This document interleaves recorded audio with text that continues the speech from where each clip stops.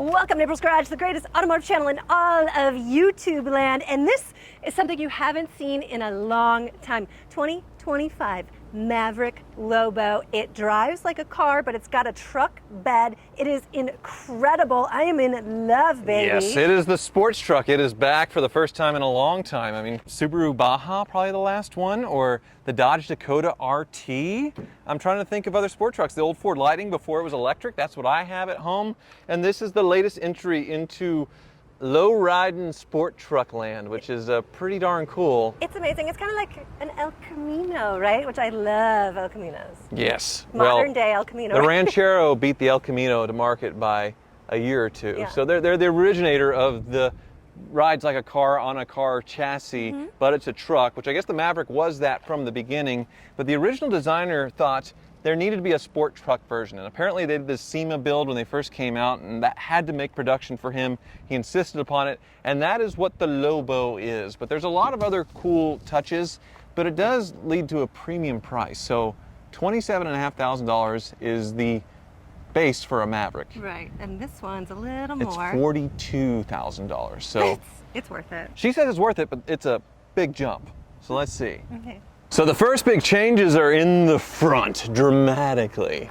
And it has the Lankin grille. I love it, sort of this concave gloss look. They blacked out the blue oval. Now black, because it's like the Stormtrooper spec, which isn't the official name, but like that's what we call it, right? Right, and big thanks to Mel Hamilton Ford for hooking us up to drive the new Maverick, which is refreshed, I think last year. They sort of got a nice facelift to them already, and it is a really good looking truck. We drove an older style one in comparison with the Hyundai Santa Cruz. What happened? No, they don't. So Jake was taking it back to the dealer that loaned us out that car, and he got rear-ended by a kid who had his license for like a week and smashed up the rear of it and did like $4,000 or $5,000 worth of damage, which I thought was going to be a lot more. But Right. that's one of the nice things about these mass-produced small trucks is the cost to fix it, considering the damage, was pretty reasonable. Because if that was like a Rivian, it would have been $40,000, $50,000, or if it was a Tesla, it'd be totaled. So at least it was fixable in that sense at But $5,000 or whatever. Now on like the Carfax, it's always gonna ping. Yeah, Is it was gonna be used. on it? It was used, so that was bad. I felt really bad. They were like, "Yeah, no big deal. It happens all the time." But yeah, Jake, you can't have eyes in the back of your head as far as like a kid just going down the highway and it suddenly stops in traffic and he hits you. So, yeah. So we had bad luck with the Maverick, but we're big fans of them. That's for sure. This is so And this cool. spec, the LOBO, it's really cool. But if I were ordering it, it would not have these wheels. Yeah, they have those kind of like dog dish, Yeah. full steel wheels. that Turbine style. are, yeah, that are so much easier to clean. Not that you're thinking about that ever. Right, but that's otherwise, important to have. otherwise, the Stormtrooper spec works. It slaps hard. It's good. I love it. You got your LOBO call out right there on the Yes. side. I don't know, some ribbing for pleasure. All right. Music, right? And the roof is black, Yeah, so they're that's all kind of blacked fun. out. And yeah, you go around and it's still, a pickup truck. So you have a usable pickup truck bed. This one has a spray-in bed liner, but they made it sporty with this bumper that sort of just molds in. This is fantastic. This is great because it's so low. It's easier to load things back here. Yes. Secret compartment. Yes, same as the other Maverick that we did, right? Nothing in there. They don't trust us. A smuggler's pouch and power supply as well.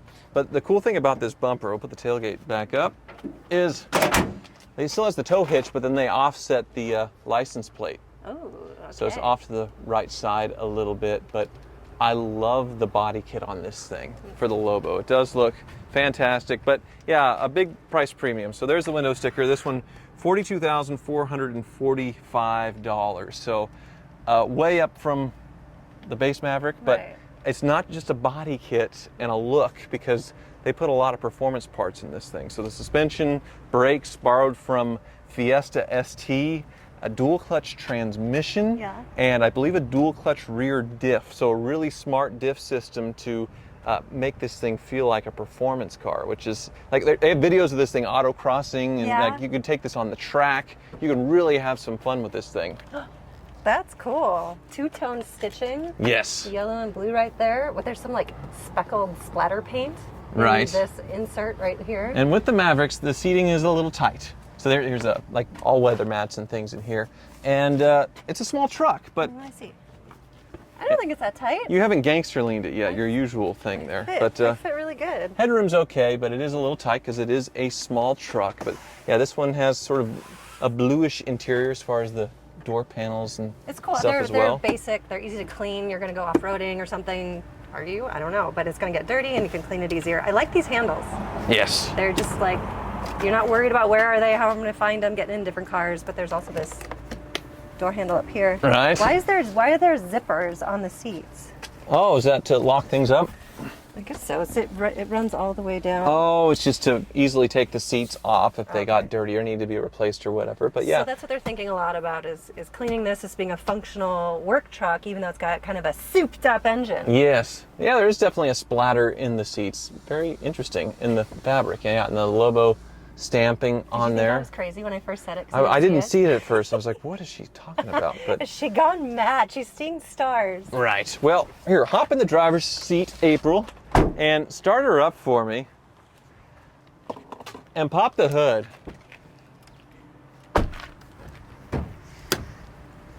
You still want it on? Yeah.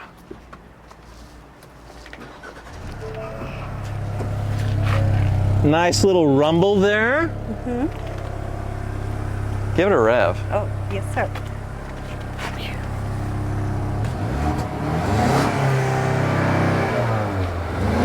It's a turbo 4-cylinder, so it's going to sound ricey. Yeah, it's not going to sound... I don't think you could say that. They're not going to do like a Coyote V8 in here. That would be insane. That would be amazing, but up we go.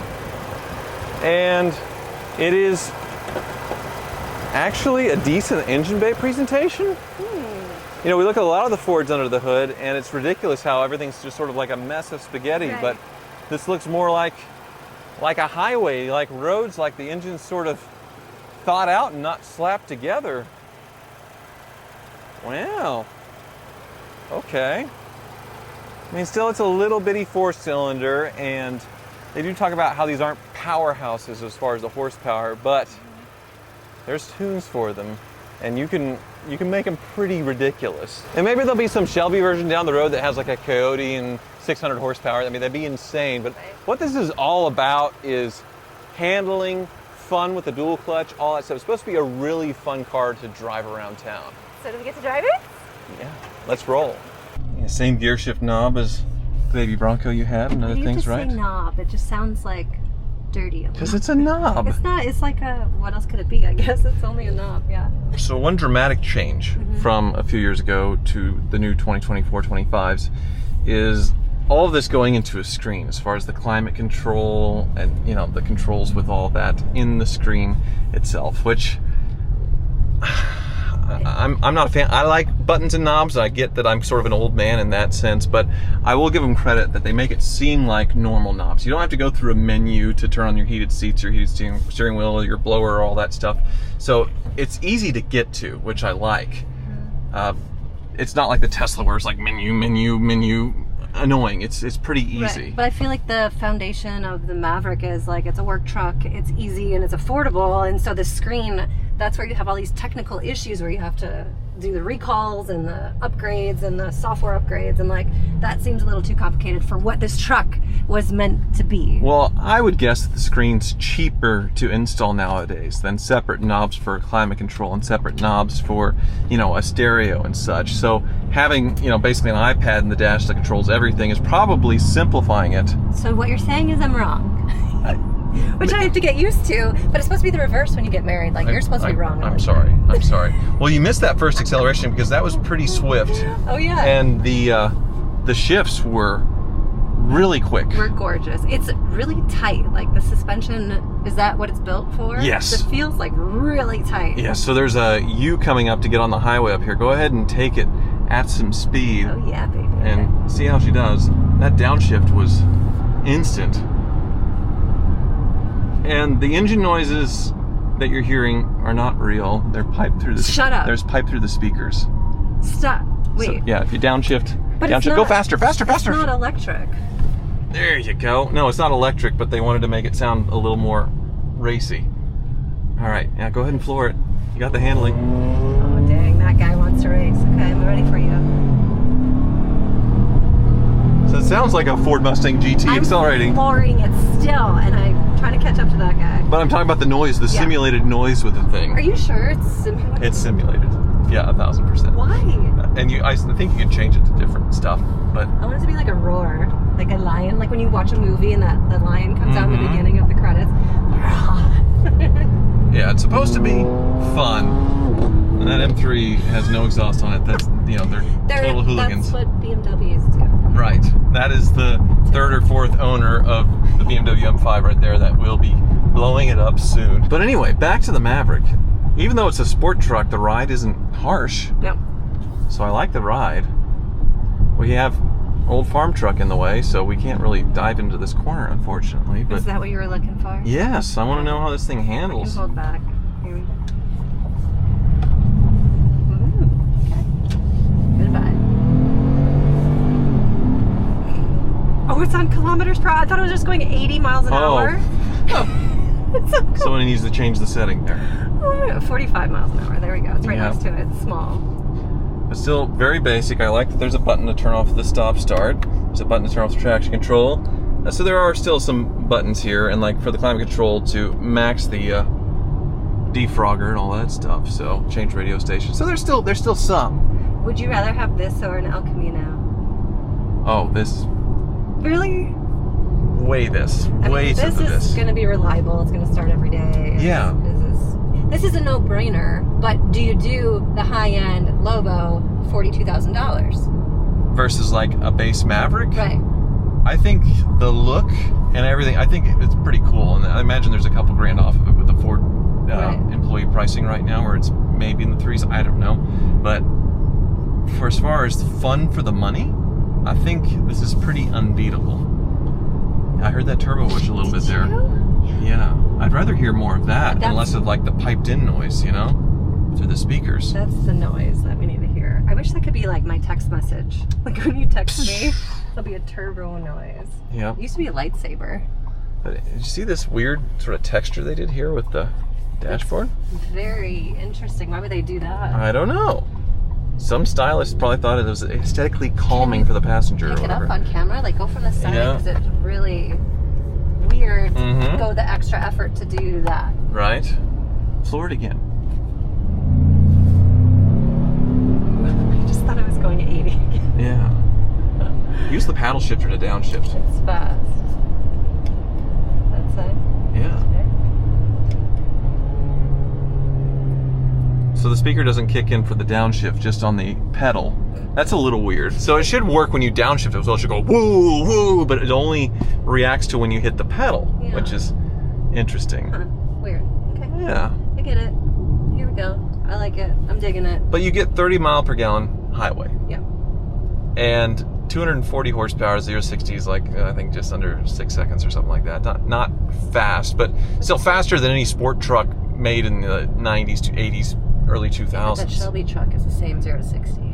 Oh, yeah, with that big, heavy Shelby truck. Yeah. But Shelby didn't build the diesel motors. They can't do it on that truck. So it's all about the off-road performance. They really dialed up to insane levels. Right.